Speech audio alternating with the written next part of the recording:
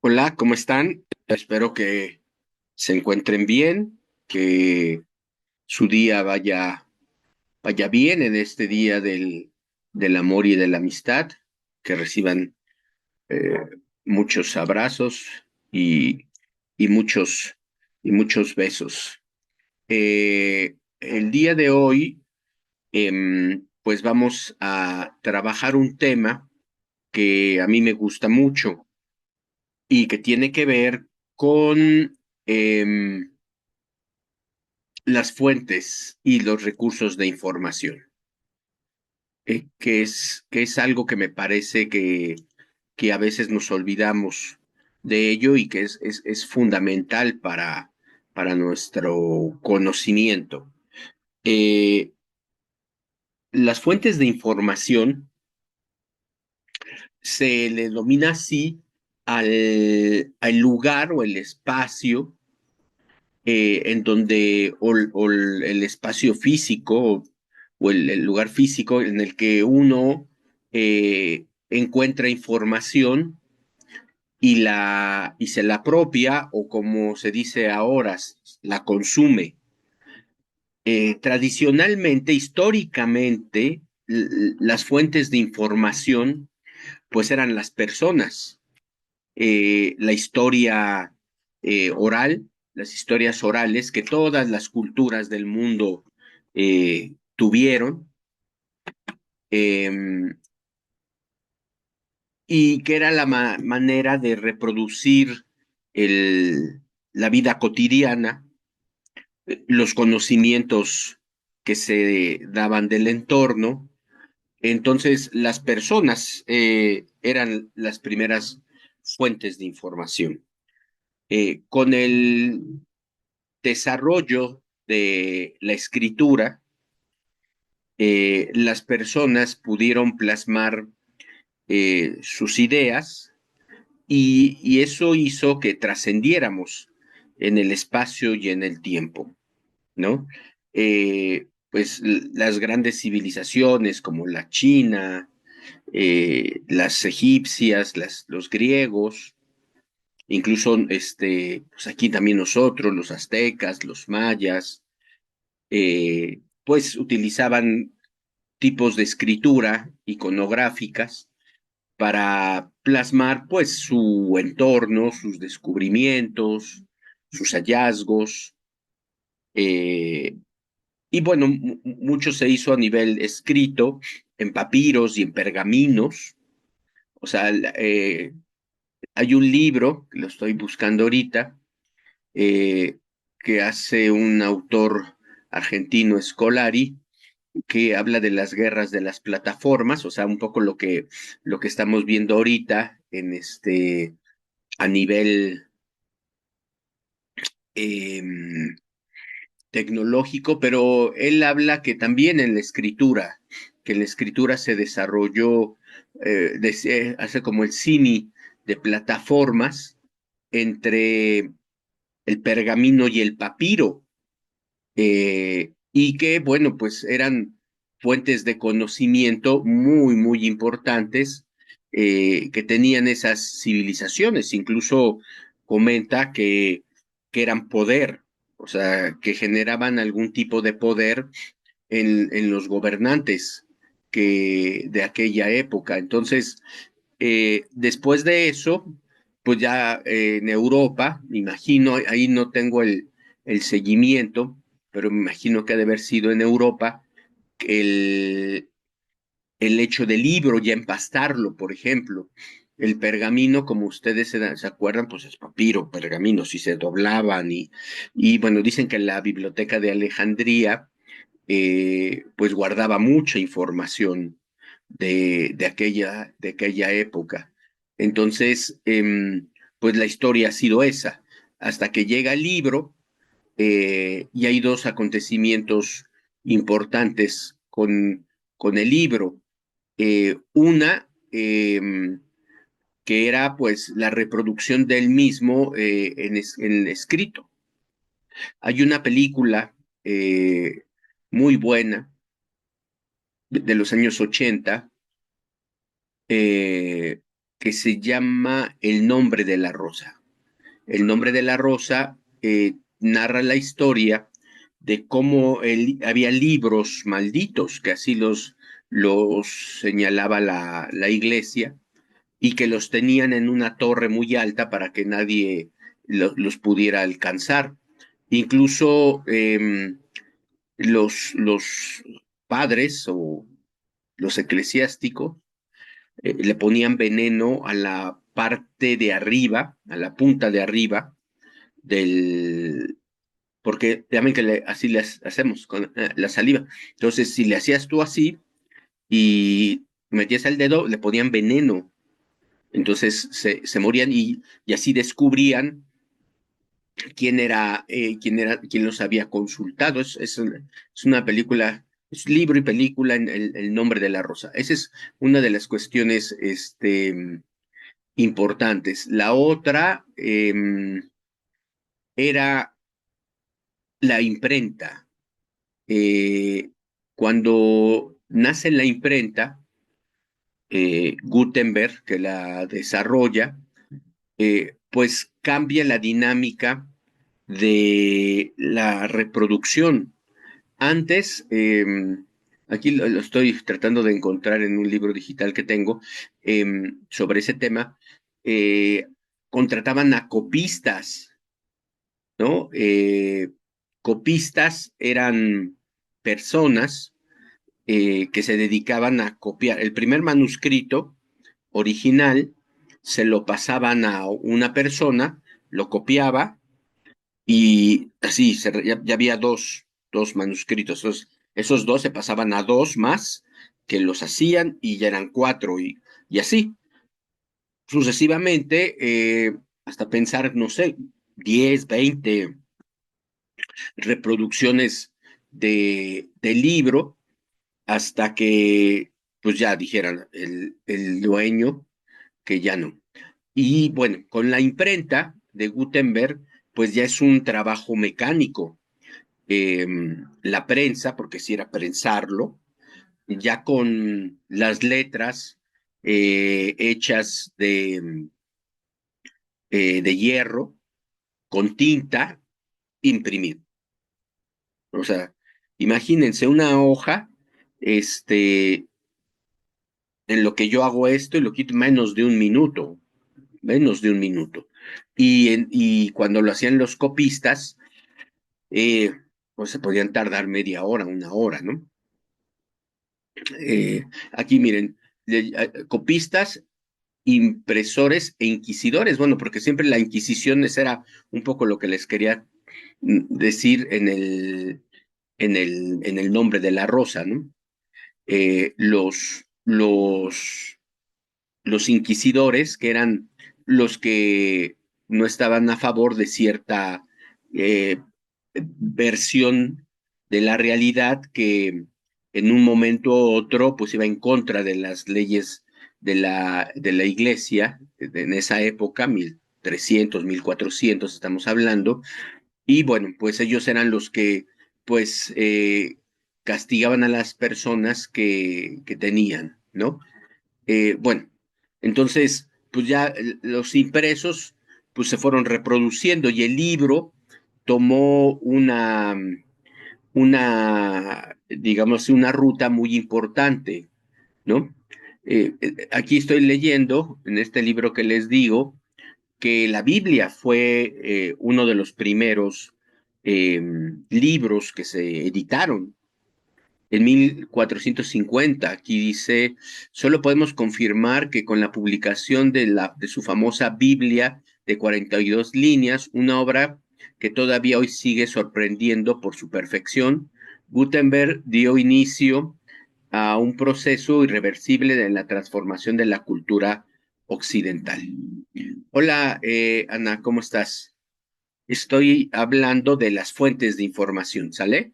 Entonces les estoy hablando de las primeras fuentes de información y bueno, de la historia un poco del libro, ¿no? Que se multiplicó de manera exponencial la cantidad de ejemplares que circulaban. Antes, pues no había tantos ejemplares porque los hacían en mano, los copistas, cuando Gutenberg diseñó la prensa, pues eso se multiplicó.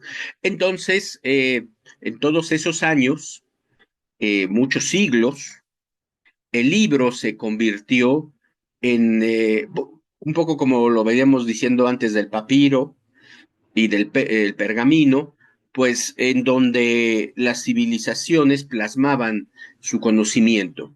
Empezó el oficio de escritor, tanto después de ciencia ficción como científicos. Entonces, pues quien escribía un libro, pues era un erudito, era una persona que era reconocida en su disciplina, y lo que se buscaba era pues que ese conocimiento pues se reprodujera. Y pues imagino que las escuelas fueron las primeras en asociar el conocimiento con los libros, y de ahí para real, ¿no? Hubo otros documentos impresos como los periódicos, eh, las revistas y enciclopedias, etcétera, etcétera.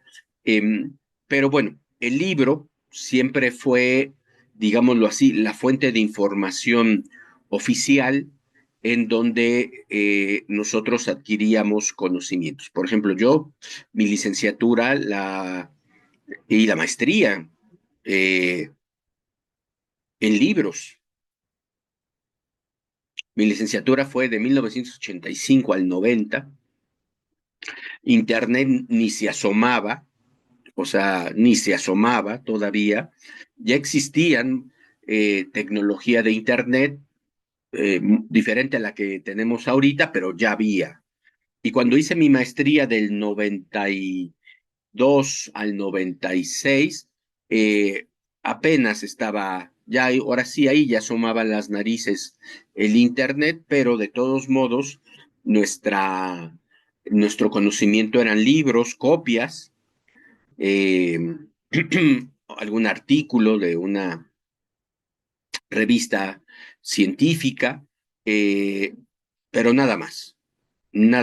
Y ya fue cuando hice mi tesis de maestría, que ya tenía PDFs, ¿no? Libros electrónicos, llevo más o menos leyendo libros electrónicos unos 10 años, libros digitales aproximadamente. Eh, que el libro digital todavía no se ha posicionado, pero ahorita vamos a hablar del libro digital, ¿vale? Bueno, entonces, esas son las fuentes de información tradicionales dentro de la educación, ¿sale? Todo lo impreso, libros, tal, tal. Pero bueno, como les dije hace rato, pues llegó el invento de Internet.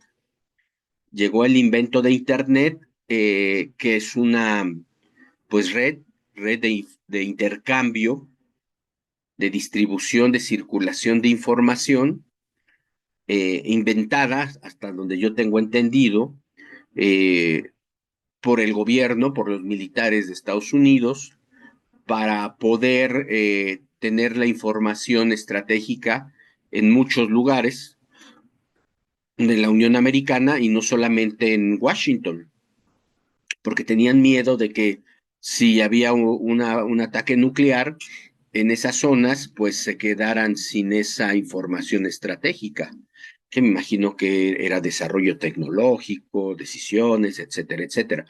Entonces, hicieron nodos en ciudades. Nodos es personas, bueno, instituciones que guardaban la información y que la podían distribuir en otro momento. Entonces, eh, cuando nace Internet, pues obviamente los que podían hacer eso de, por ejemplo, entrar a Internet y subir información, circularla, pues eran los ingenieros, ¿no? O sea, las personas como nosotros estaban pues, muy alejados de lo que era el manejo de Internet. Eh, yo creo que como son los Estados Unidos, alguien vio la posibilidad de que ese tipo de tecnología pudiera comercializarse. Ya ven que los Estados Unidos son buenísimos para el negocio, ¿no? Entonces dijeron, pues esto vamos a venderlo.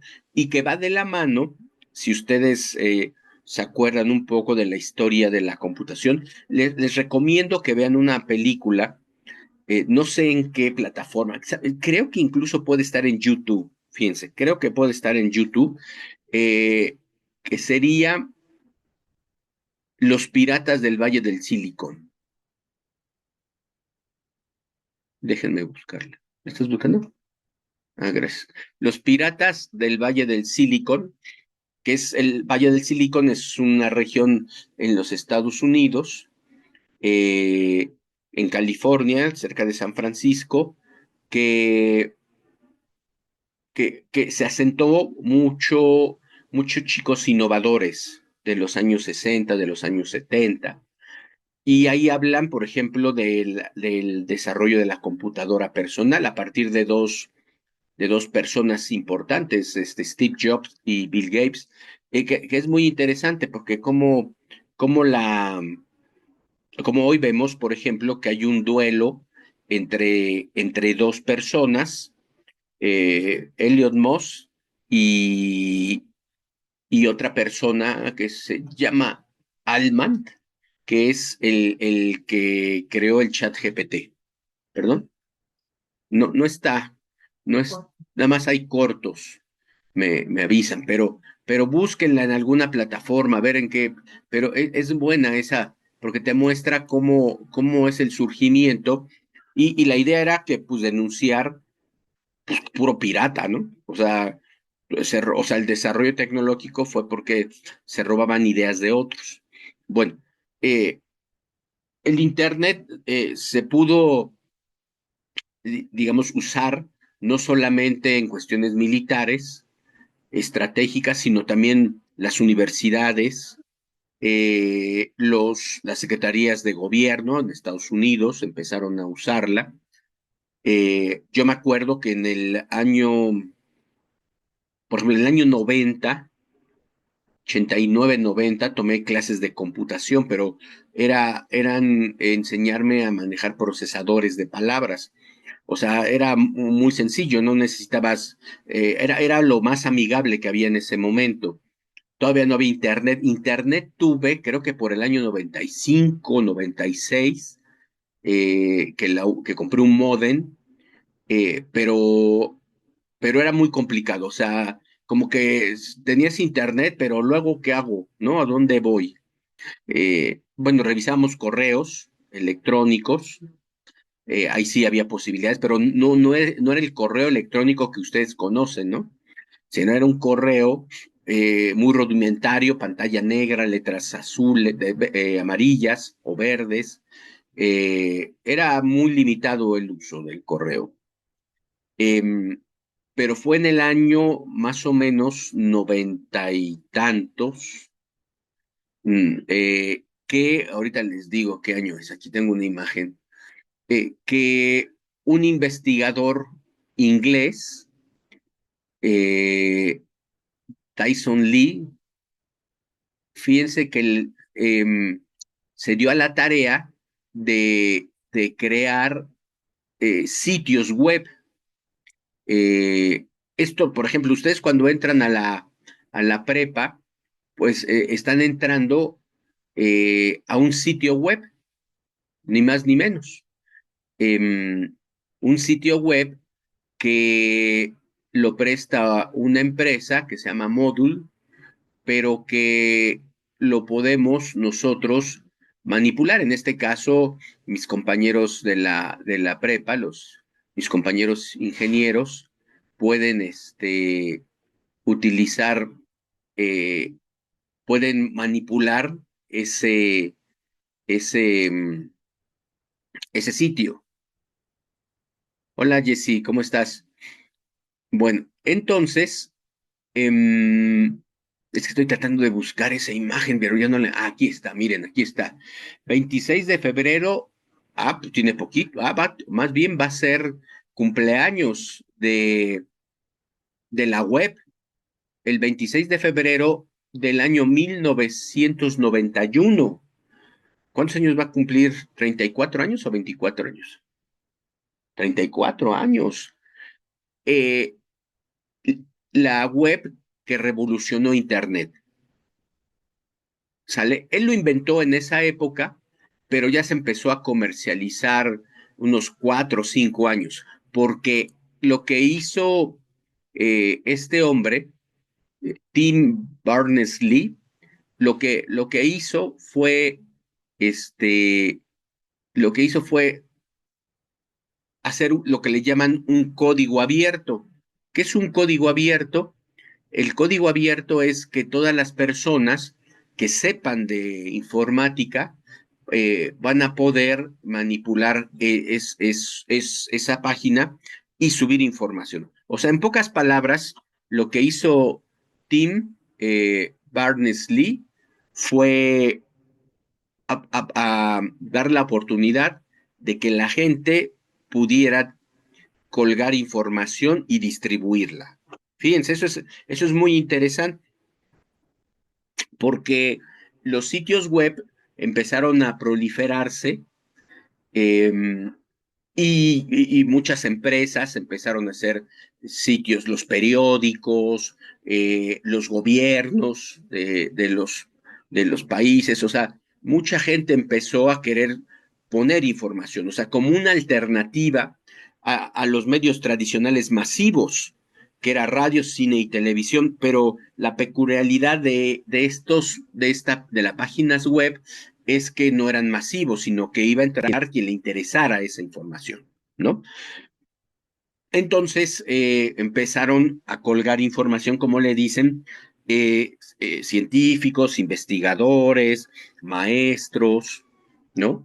Obviamente apoyados de, pues, ingenieros, o sea, sí era ya amigable, pero no tan amigable, o sea, ya era un espacio en donde ustedes incluso pues, se podían poner imágenes, se podían poner sonidos, imágenes en movimiento, o sea, fue una verdadera revolución.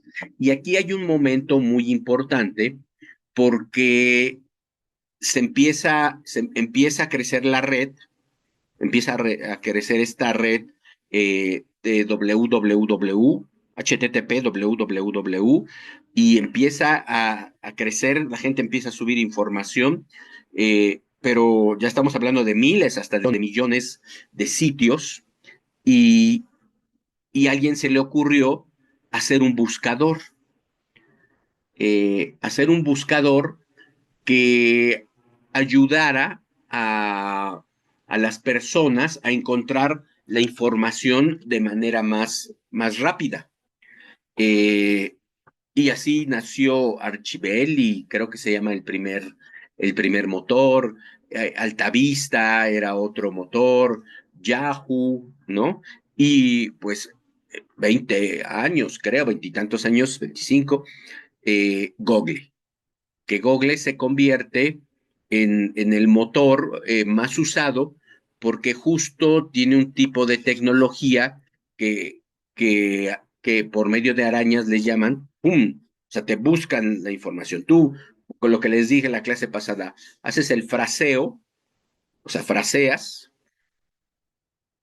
eh, y dentro del fraseo, esa tecnología, este programa, va a buscar la información en donde ellos puedan acceder.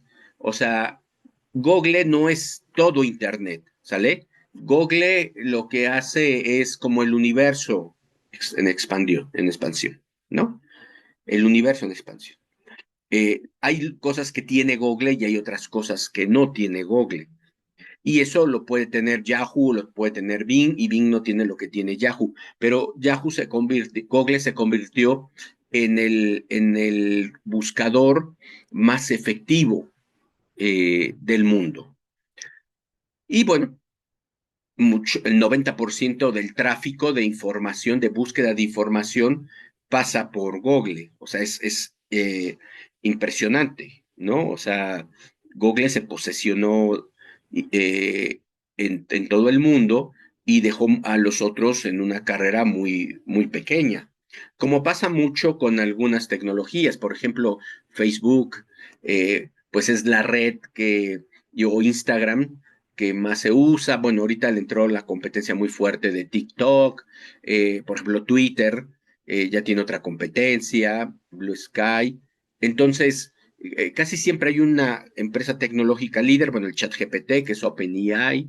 Entonces, pero siempre hay competidores. Acá, pero pues, los abrumadoramente mayor Google.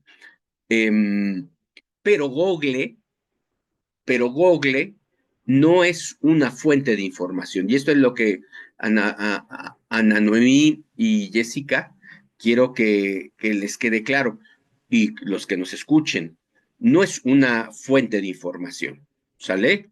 ¿Por qué no es una fuente de información? Porque no crea la información.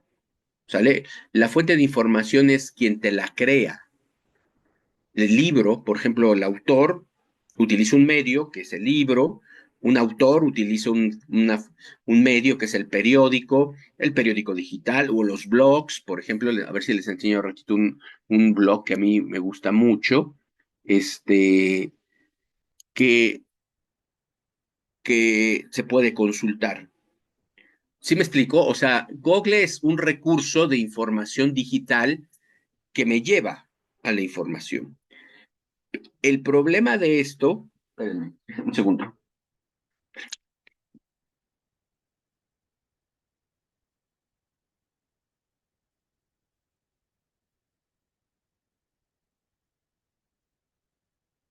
El problema de esto y la situación por la que yo me detengo aquí a platicar con ustedes es que esto tan bonito, un libro que se puede oler y tocar, ya pasó a un segundo término. Es, bueno, más puntualmente, lo impreso está pasando a un segundo término. Y todo lo que nos interesa es digital. Nos interesa tener información digital. Entonces, ¿qué hacen mis alumnos de preparatoria, de licenciatura, de maestría? Cuando les dejan un trabajo, pues no van a la biblioteca a buscar un libro para sacar la información. Lo que hacen es ir a Google, ¿no? Ir a Google y ahí en Google, pues ya se encuentran, pues, información, pero esa información, pues no sabemos si es de calidad. Este libro, por ejemplo, que se llama Las nuevas leyes de la robótica, de Pascual, de Frank Pasquale, por ejemplo, cuando él lo hace y lo lleva a la editorial, tiene que pasar por un proceso largo de meses para aprobación, o sea, para que se edite. Hay una figura que se conoce como editor, que es el que el principio ve el libro, lo revisa, lo aprueba, pero también a veces se pasa al consejo editorial o viceversa, el consejo editorial, luego un editor revisa. Hay a veces cuando los libros son solicitados, van trabajando al mismo momento editor y escritor, ¿no? Pero, pues, esto, a mí lo que dice este autor sobre la inteligencia artificial, para mí, pues sí tiene una autoridad, porque es editado, bueno, por una editorial muy famosa que es Galaxia de Gutenberg, eh, que es una editorial importante en español, porque hay personas atrás en su revisión y porque él es bueno, ¿sale? Entonces, eh, la información en Internet no tiene esas revisiones tan estrictas, ¿sale? Entonces, por eso, las fuentes de información en Internet, pues pueden tener, pues, cierto rechazo, eh, porque no pueden estar avaladas por especialistas. Pero miren, por ejemplo, les voy a poner esta.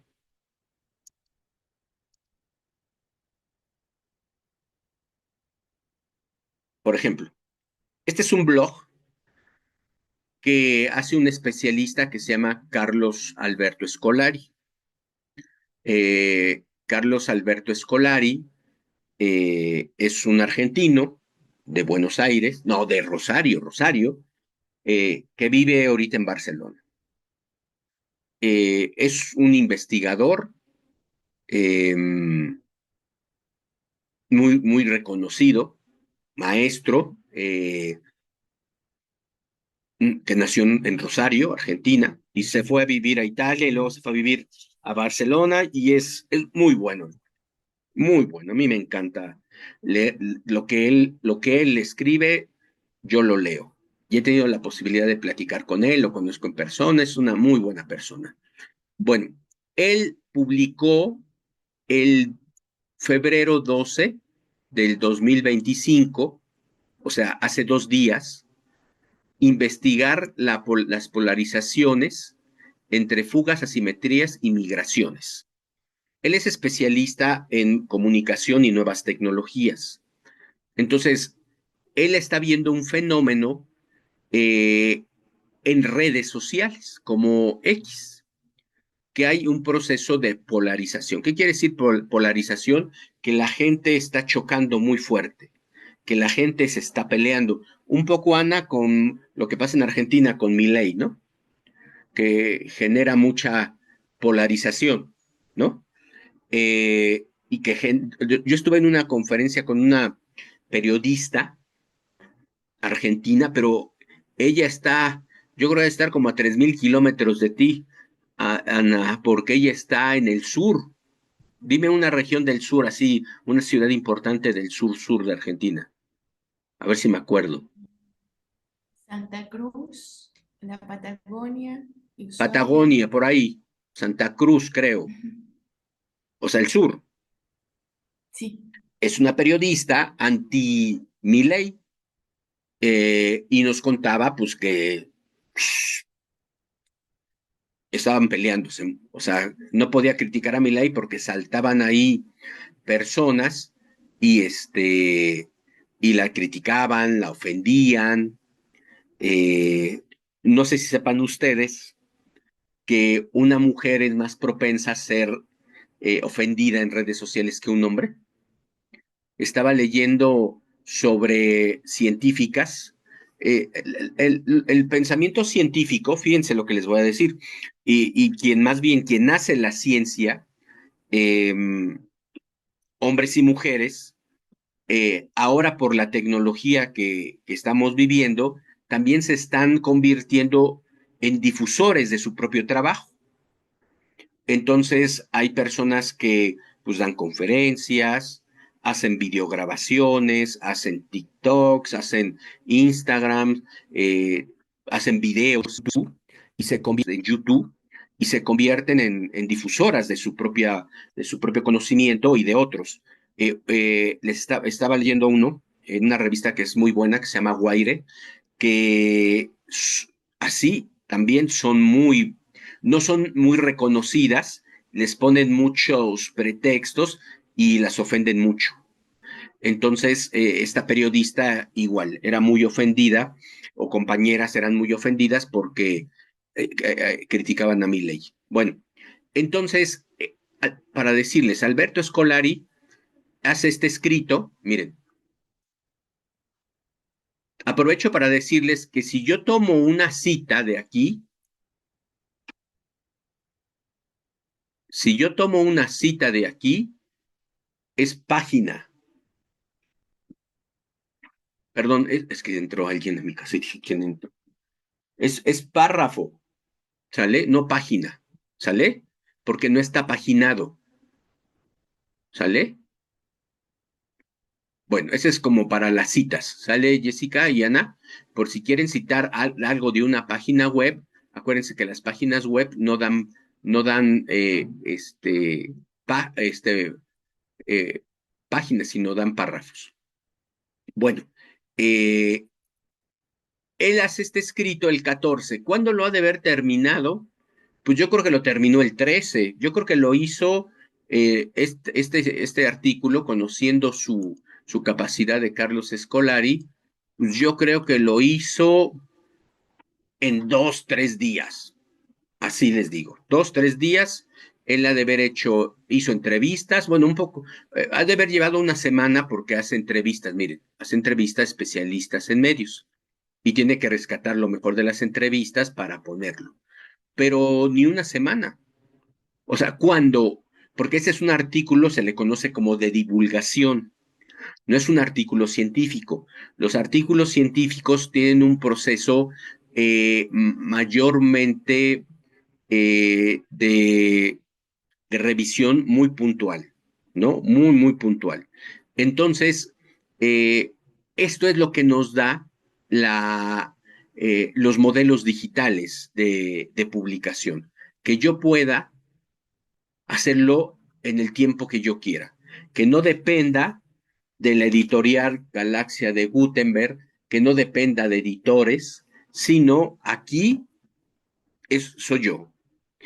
Entonces, al haber esto, muchísima gente abrió sus blogs. Miren, este es de la empresa, aquí dice arriba, ¿no? WordPress. Pero Google sacó eh, también este tipo de tecnología, sus páginas, eh, para, para que la gente pudiera escribir, este, y cada quien tenía su blog, videoblogs, etcétera, etcétera. Los videoblogs estaban en YouTube. Bueno, las publicaciones polularon. Y aquí es cuando, pues, los especialistas, los que estamos en la universidad, en la preparatoria y en todos lados, pues nos empezamos a preocupar, porque empezamos a decir, bueno, a ver, ¿qué están leyendo nuestros alumnos? O sea, qué información están consultando? ¿Sí me explico? O sea, para dejarlo un poco más claro, hay un descontrol. Hay un descontrol en donde todo mundo, en su libertad, puede publicar, pero no quiere decir que ese contenido esté bien. ¿Sí queda claro? Que no esté libre de errores o, lo peor, contenidos ideológicos, que, que ese es el gran problema, por ejemplo, que ve Scolari.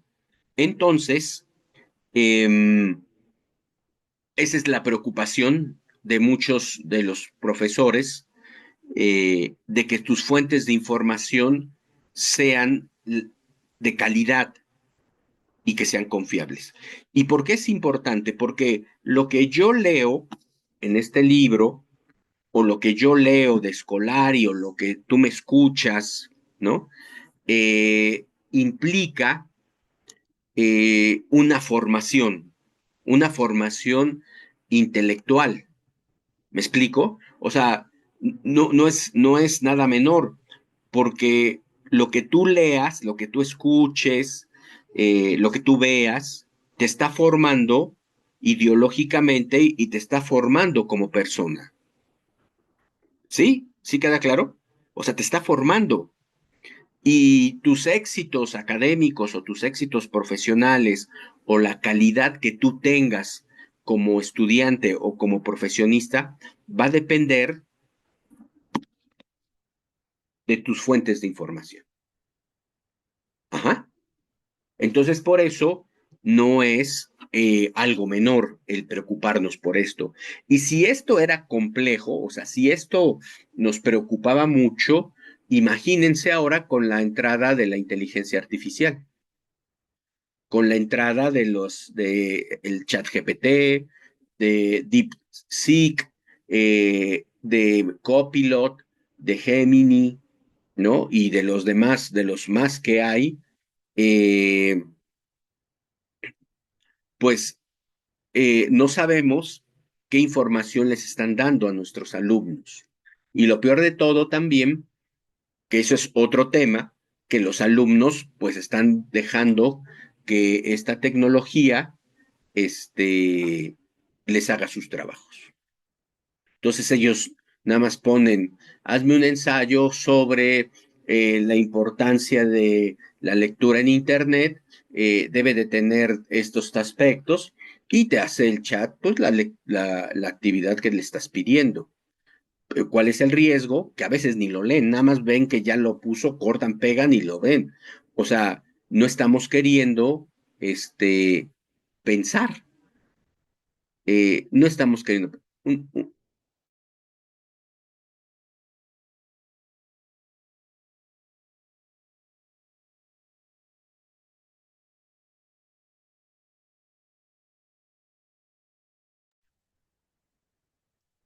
bueno, entonces, eh,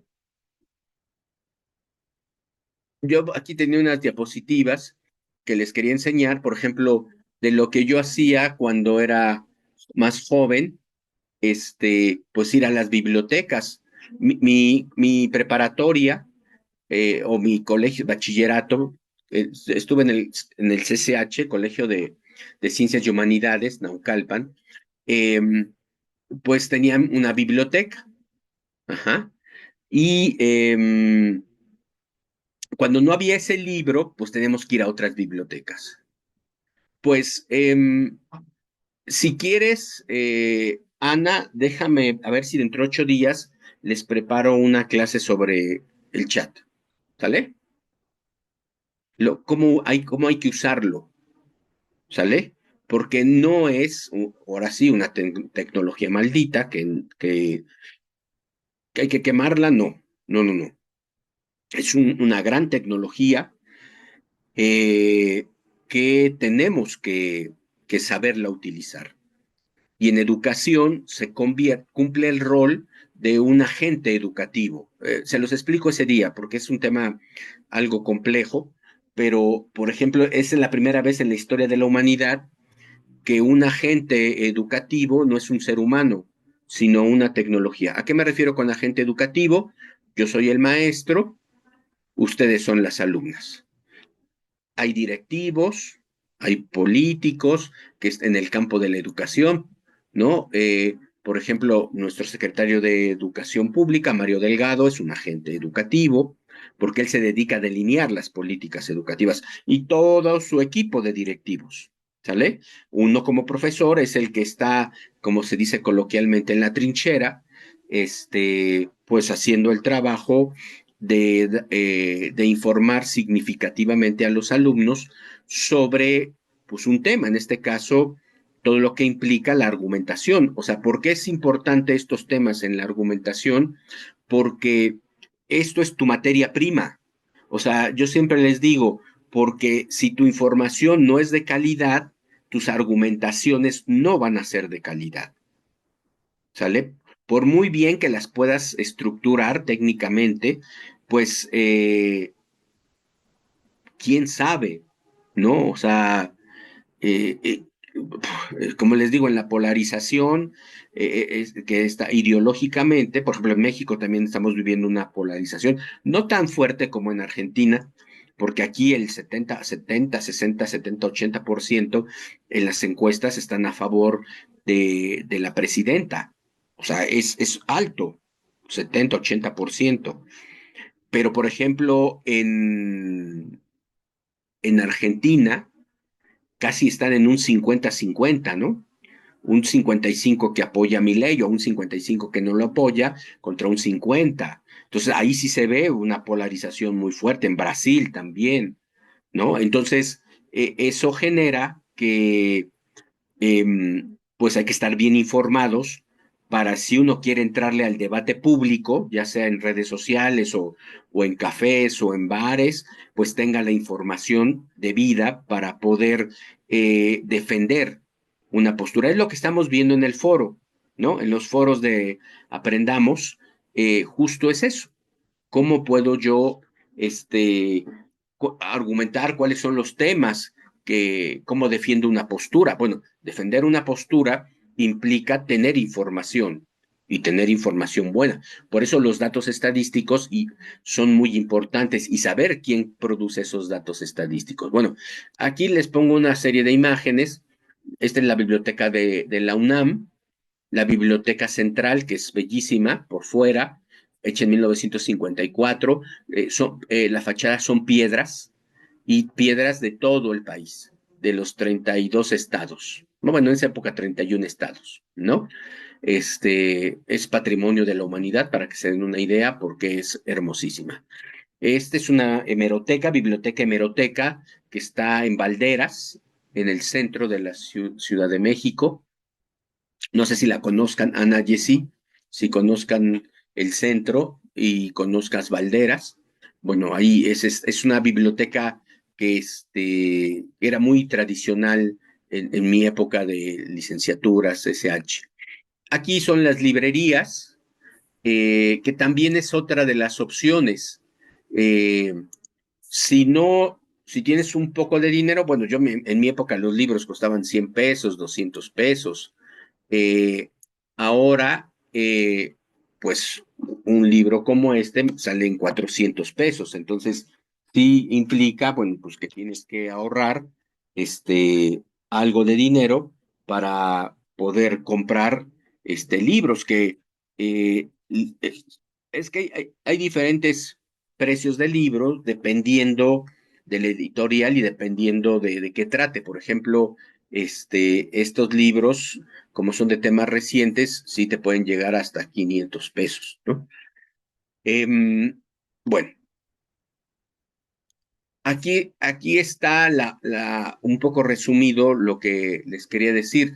Ya se me va a acabar mis primeros 40 minutos, entonces nos vamos a salir y regresamos, ¿sale? Cuando llega el minuto, yo les aviso. O si no, si se acaba, si ven que desaparezco, entren otra vez, ¿sale? ¿Cuándo cambió la situación? Bueno, pues cuando las computadoras se empezaron a masificar. Este es un prototipo de computadora, las que se empezaron a comercializar ya de manera muy fuerte en los años 90, en los años 2000, con un CPU, ¿no? Cuando Internet cambia sus protocolos y empieza a haber sitios web, ¿no? Cuando Internet se empieza también a comercializar y cuando también las empresas empiezan a generar múltiples dispositivos para navegar en Internet y el Wi-Fi, ¿no? Que es algo muy novedoso. Entonces, todo esto que les estoy diciendo es porque se desarrolló todo esto, ¿sale? Y pues pasó a ser a un segundo término, pues los libros, ¿no? Aunque ahorita les voy a explicar un poco esto de los libros digitales y toda esta situación, ¿sale? Déjenme, me voy y ahorita regreso. No tardo.